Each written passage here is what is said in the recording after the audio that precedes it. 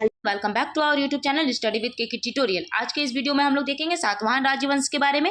ठीक है, अगर इससे रिलेटेड आप लोग का कोई भी क्वेश्चन आता है ये आंसर लिख देंगे तो राइट हो जाएगा।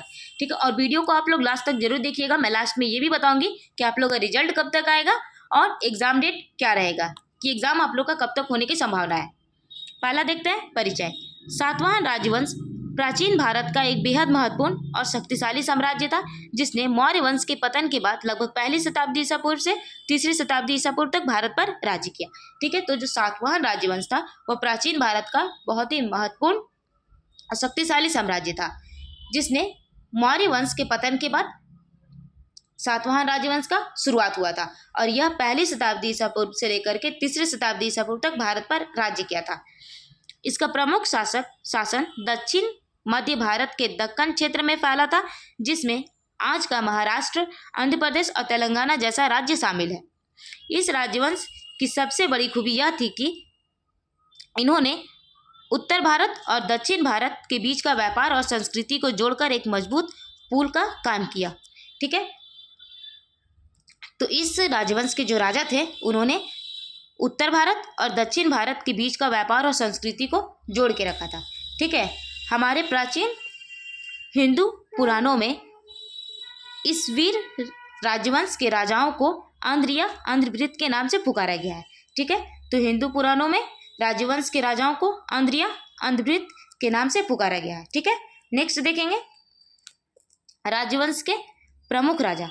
सातवाहन राजवंश के प्रमुख राजाओं का इतिहास बहुत ही गौरवशाली रहा, जिन्होंने अपने पराक्रम और कला प्रेम से साम्राज्य को नई ऊंचाइयों पर पहुंचाया।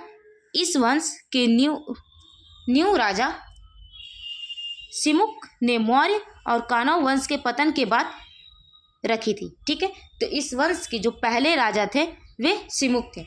मौर्य वंश और कानव वंश के बाद सातवाहन राजवंश का इस्टेब्लिश हुआ था। ठीक है, इसके बाद आए राजा सतकर्णी प्रथम ने साम्राज्य का विस्तार किया और 2 बार अश्वमेध यज्ञ कराकर दक्षिणापति मीन्स दक्कन का स्वामी का उपाधि धारण की। ठीक है, तो सतकर्णी प्रथम जो थे वे 2 बार अश्वमेध यज्ञ कराए थे और उन्हें दक्षिणापति का उपाधि धारण हुआ था, जिसे दक्कन का स्वामी कहा जाता है। इस वंश में राजा हाल जैसे महान कवि भी हुए, जिन्होंने प्राकृतिक भाषा में प्रेम कविताओं का प्रसिद्ध संग्रह गाथा सप्तशती लिखा। लेकिन इस राजवंश का सबसे महान और शक्तिशाली शासक गौतमी पुत्र सतकर्णी थे, जिन्होंने विदेशी शाक राजाओं को हराकर सातवाहनों का खोया हुआ गौरव और साम्राज्य को वापस लौटाए। ठीक है, तो इस राजवंश का सबसे महान शासक गौतमीपुत्र सतकर्णी थे, जिन्होंने विदेशी शाक राजाओं को हराए और सातवाहनों का खोया हुआ गौरव और साम्राज्य को वापस लौटाए। इस वंश के अंतिम महान राजा यक्षश्री सतकर्णी थे, जिनके सिक्के पर समुद्री जहाज का चित्र मिला है, जो यह साबित करता है कि उस समय में व्यापार और समुद्र पर सातवाहनों का पूरा नियंत्रण था। ठीक है, जो अंतिम राजा थे यक्षश्री सतकर्णी, उनके सिक्कों पर समुद्री जहाज का चित्र मिला है, जो यह साबित करता है कि उस समय व्यापार और समुद्र पर सातवाहनों का बहुत अच्छा कंट्रोल था। नेक्स्ट देखेंगे प्रशासन व्यवस्था। राजधानी और जिला प्रशासन। सातवाहनों की प्रशासनिक व्यवस्था बहुत ही मजबूत थी। इस साम्राज्य की प्रमुख राजधानी प्रतिष्ठान मीन्स आधुनिक महाराष्ट्र थी, लेकिन बाद में राजनीतिक और सांस्कृतिक का बड़ा केंद्र बनने के कारण अमरावती मीन्स आंध्र प्रदेश को भी प्रमुख केंद्र बनाया गया। राजा ने पूरे साम्राज्य को छोटे छोटे जिले में बांटा था, जिन्हें आहार कहा जाता था, और इन जिलों में कानून व्यवस्था और काम को देखने के लिए अमात्य और महामात्य जैसे बड़े अधिकारी तैनात किए जाते थे। ठीक है, तो पहला राजधानी प्रतिष्ठान था और दूसरा राजधानी बना था अमरावती, जो आंध्र प्रदेश। ठीक है, और इस साम्राज्य को छोटे छोटे जिले में बांटा गया था, जिन्हें आहार कहा जाता था, और जिले के कानून व्यवस्था और काम देखने के लिए अमात्य और महामात्र जैसे बड़े अधिकारी रखे जाते थे। ठीक है, नेक्स्ट देखेंगे सैन्य सुरक्षा और भूमिदान। प्रथा गांव और ग्रामीण इलाकों की सुरक्षा के लिए राजा गौलमिक नाम के सेना प्रधानों को नियुक्त करता था, और इन प्रधानों के पास एक छोटी सेना होती थी जो गाँव में शांति बनाए रखती थी। ठीक है, इनके पास प्रधानों के पास एक छोटी सेना होती थी जो गाँव में शांति बनाए रखती थी। ठीक है, इस प्रशासन की सबसे बड़ी बात यह थी कि इन्होंने इतिहास में पहली बार ब्राह्मणों और बौद्ध भिक्षुओं को कर मुक्त भूमि देने की प्रथा शुरू की और इस दान दी गई जमीन पर राजा की सैनिक भी कदम नहीं रख सकती थी।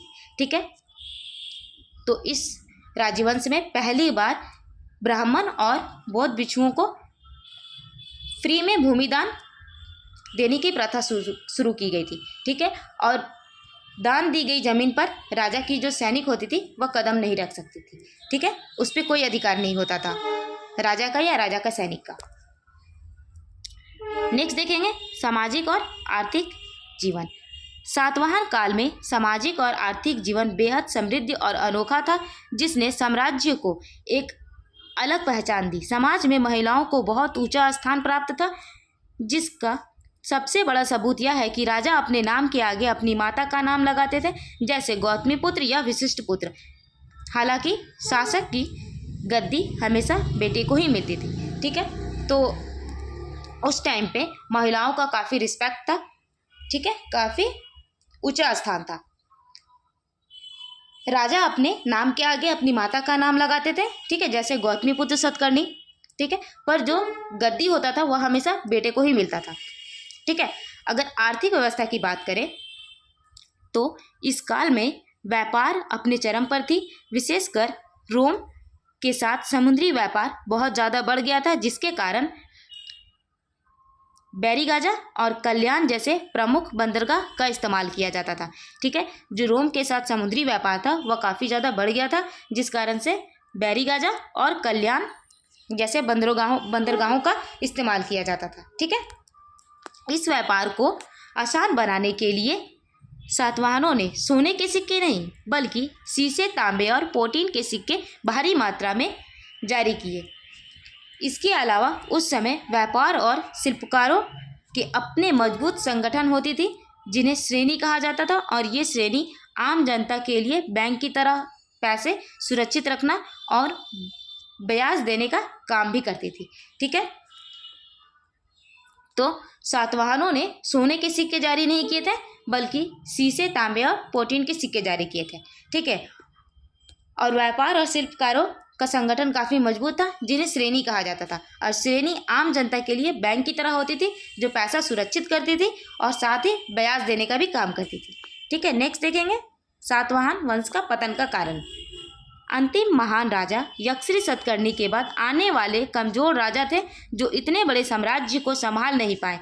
जब केंद्र सरकार कमजोर हुई तो साम्राज्य के अलग अलग इलाकों में सामंतों ने विद्रोह कर दिए और खुद को स्वतंत्र घोषित कर दिए। ठीक है, तो यक्षश्री सतकर्णी के बाद जो राजा हैं वो काफ़ी कमज़ोर थे, इतने बड़े साम्राज्य को नहीं संभाल पाए, और केंद्र सरकार जो थी वह कमज़ोर पड़ गई थी। अलग अलग इलाकों में जो सामंत थे वे विद्रोह करना शुरू कर दिए थे और खुद को स्वतंत्र कर दिए थे।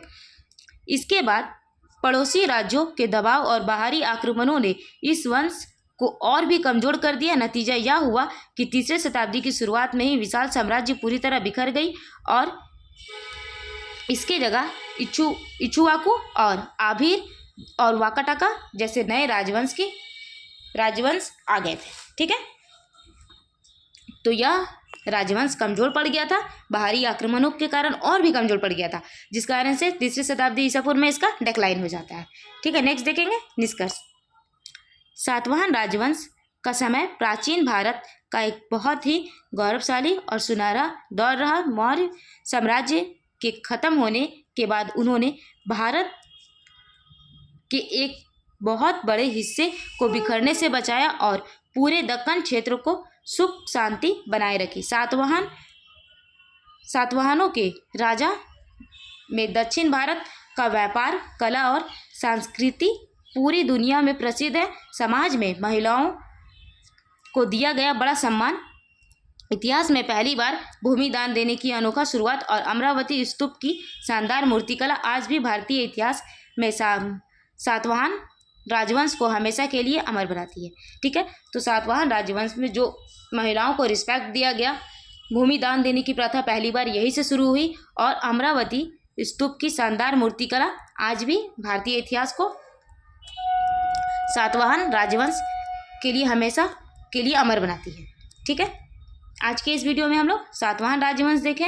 नेक्स्ट वीडियो में हम लोग यूनिट 4 देखेंगे। यूनिट 4 में लास्ट आप लोग का शायद 2 क्लास ही चलेगा। ठीक है, उसके बाद हिस्ट्री मेजर कंप्लीट हो जाएगा और रिजल्ट आप लोग का 15 जुलाई तक आ जाएगा।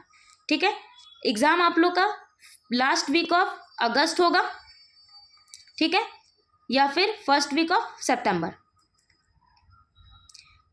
तो अभी आप लोग का 1 मंथ टाइम है, आप लोग अच्छे से तैयारी कर सकते हैं। हिस्ट्री आप लोग का कंप्लीट होने चला है मेजर पेपर, और अगर आप लोग चाहते हैं माइनर या फिर एमडीसी पेपर भी मैं आप लोग को पढ़ाना शुरू कर दूं तो आप लोग अपना सब्जेक्ट मुझे कमेंट करके बता दीजिएगा, मैं उस पर भी वीडियो लाना शुरू कर दूंगी। ठीक है, अगर आप लोग को वीडियो पसंद आया हो तो लाइक करें, चैनल को सब्सक्राइब करें। Thank you for watching this video.